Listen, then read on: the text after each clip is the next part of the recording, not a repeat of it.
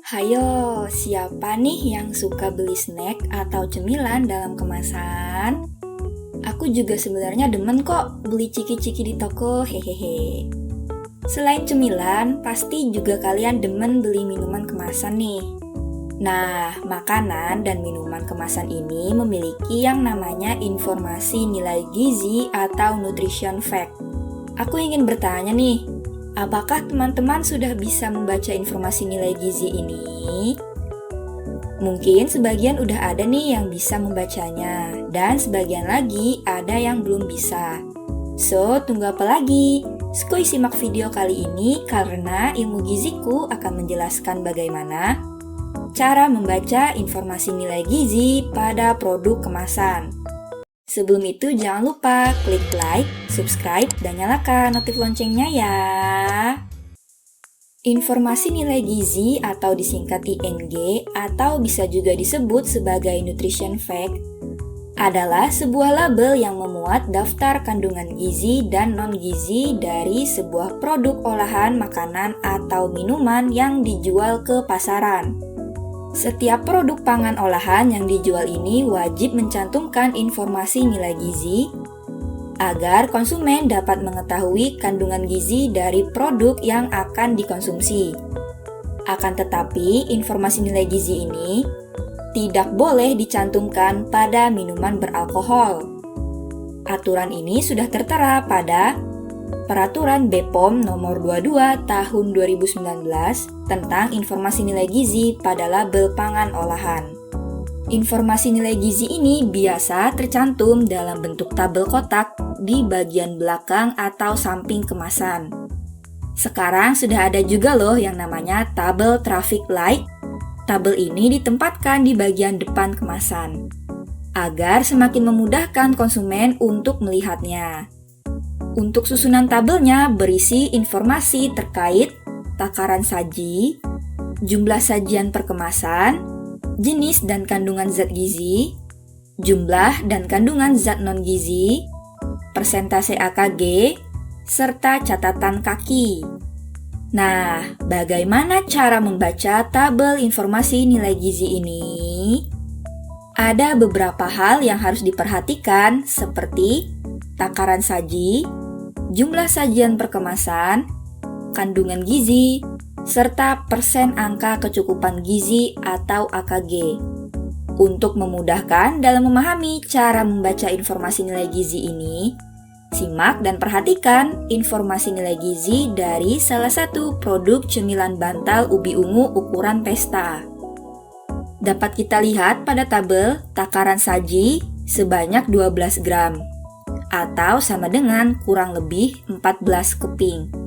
Artinya dalam satu kali makan hanya boleh 14 keping saja.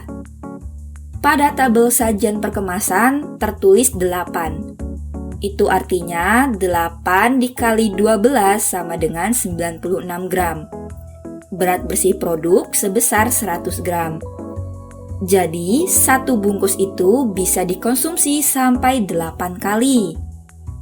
Tabel energi total untuk memberikan ukuran berapa banyak energi yang didapatkan dari satu kali penyajian atau dalam 14 keping.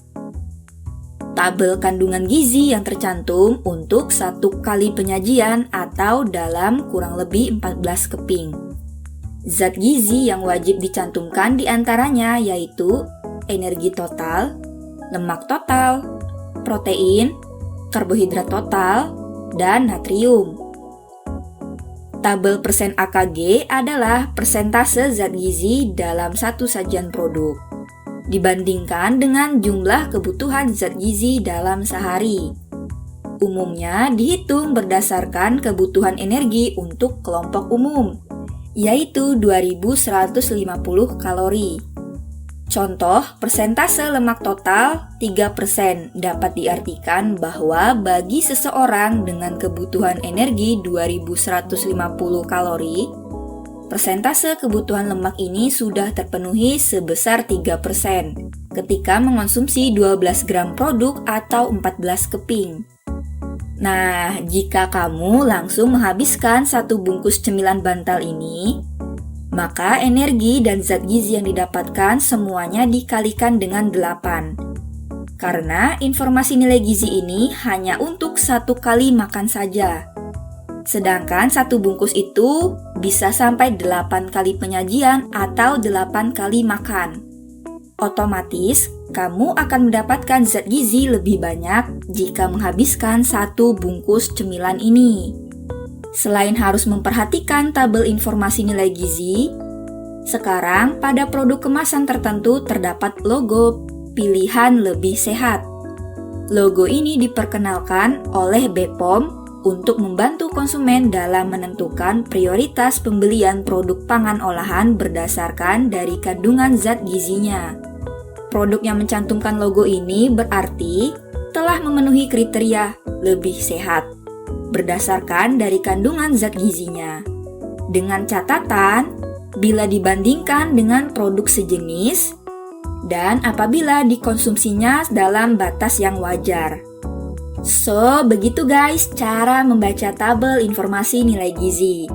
Sebelum menentukan membeli sebuah produk, kalian harus cermat dan jeli membaca tabel ini agar kalian dapat memilah dan memilih produk mana yang sesuai dengan kebutuhan kalian dan tentu saja tidak akan menyebabkan kelebihan zat gizi.